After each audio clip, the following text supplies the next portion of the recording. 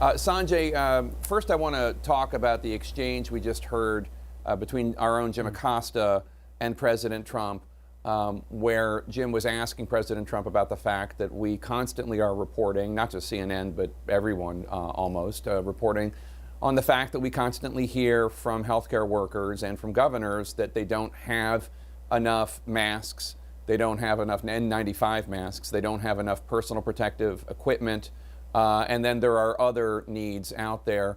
President Trump seemed offended by the question and said we should be focusing on the things that they have been able to get to hospitals, to governors, such as ventilators. Where are we right now when it comes to the needs of different parts of the country? Just factually, I'm not interested in the president being sensitive about it. Where are we in terms of what our healthcare workers need?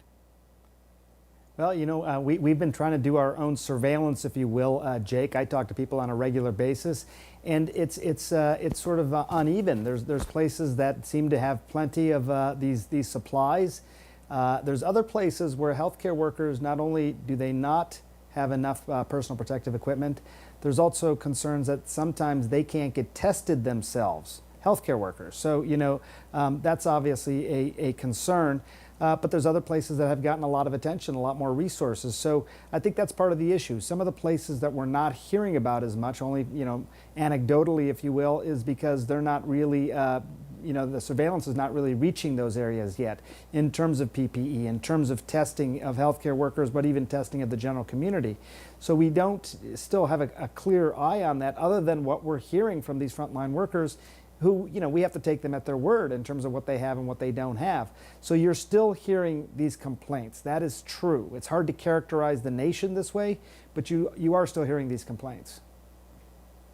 And the other thing, and you and I talk about this, it feels like every day, it was roughly a month and change ago that President Trump went to the CDC in Atlanta and said everybody who wants a test can get a test, which is obviously not true. It wasn't true then, and it remains untrue today. Now, what the vice president announced, I think it was yesterday, or maybe it was President Trump himself, was that 2 million tests have been done in this country. But I thought that at this point, according to what the White House said, we were supposed to be in the 20 million tests having been done at around this time, as opposed to 2 million. I'm grateful that 2 million tests have been done. I'm grateful that it's an improvement on what there was. But don't we need to be like in the tens, if not hundreds of millions now, and if not now, soon?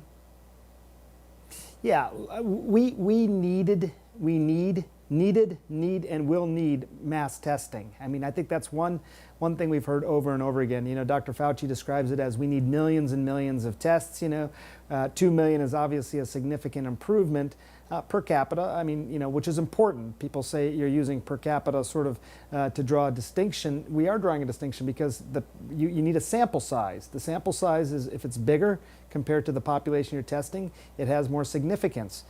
We don't still know, for example, what percentage of people out there might have been exposed to the coronavirus but never shown any symptoms. These asymptomatic folks out there who may have still been spreading the virus. We still don't have a clear idea on that. People are still discussing just how transmissible has this been in the United States.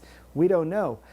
One thing that I think is interesting, Jake, and important to distinguish, complete country testing, 325 million people. I don't think anybody is suggesting that, but mass testing is different. That's when you not only test people who are coming in with symptoms, but you're also doing surveillance in the community, really getting an idea of just how widespread this is. I think if you were to ask anybody up there right now, how widespread is this infection, the coronavirus, in the United States? We could not answer that question right now. Several months in. Yeah. Maybe it's fair to say we couldn't answer it regardless, but we would have a much better idea of what we're dealing with. Right now, it's pretty opaque. Yeah, and on that subject, both Dr. Fauci and Dr. Birx said that we could see a large rollout of antibody tests in the coming days. Tell us what that means. Well, so there's two different types of tests, and I'll explain this to you, but it's important to note that, still there's many folks out there who haven't been able to get the virus test, but they may think that they think maybe I was exposed. I just don't know. Was that sniffle? Was that significant illness something more serious earlier? I don't know. So here's how they might find out. According to the Coronavirus Task Force, more than 2 million tests have now been performed in the United States. And yet there are still people who need to be tested, such as healthcare workers who can't get one. It's part of the reason there is now so much interest in a different kind of test, an antibody test. Dr. Fauci told CNN on Friday it's coming soon. I'm certain that that's going to happen, that within a period of a week or so, we're going to have a rather large number of tests that are available. But what exactly are antibodies? They are proteins in the immune system that develop days after someone has been infected. And it's the antibodies that make someone immune to becoming reinfected. It means two things. You were previously infected, and you are now likely to be protected, at least for a while.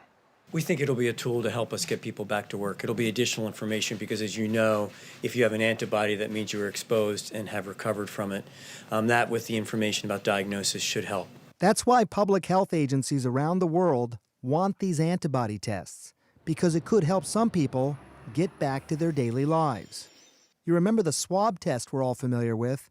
Well, that tests for the virus itself, specifically its genetic material. Problems are, first of all, at some point after you recover, that test will be negative. And secondly, a lot of people have had trouble getting that diagnostic test in the first place. The antibody test is more definitive. There are only a few reasons you would have antibodies in your blood.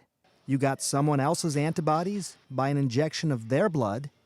You got a vaccine, which teaches your body to make antibodies.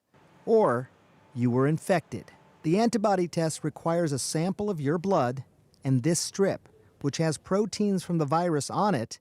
If your blood reacts to that strip, it means you have antibodies in your blood. And I think really being able to tell them the peace of mind that would come from knowing you already were infected, you have antibody, you're safe from reinfection 99.9% of the time. And so this, I think, would be very reassuring to our frontline healthcare workers. Another benefit of antibody testing, surveillance. In places like Miami-Dade County, Florida, Santa Clara County, California, and Telluride, Colorado, they have already started using antibody tests to get a better sense of how many people, many of whom will be surprised to learn, have already been exposed to the virus. Whoever volunteers is getting tested twice. And the purpose of that is to see who seroconverts and develops the antibodies, meaning who was actively infected during this period of quarantine. A CDC spokesperson told CNN the agency has already used these tools to, quote, monitor contacts of infected people and to identify individuals who, due to mild infection, may have not known they were infected. Getting the antibody tests up and running, much like the tests to detect the virus itself, have been challenging. In a rush to get these tests to market, the FDA lowered the regulatory standards, and what followed were a lot of unreliable and inaccurate tests. There's a series of antibody tests out there that have not been validated. Some of the tests that may be available on the internet may have very low sensitivity and specificity and give you a false reassurance that you either give you a false positive or a false negative, implying that you may be protected.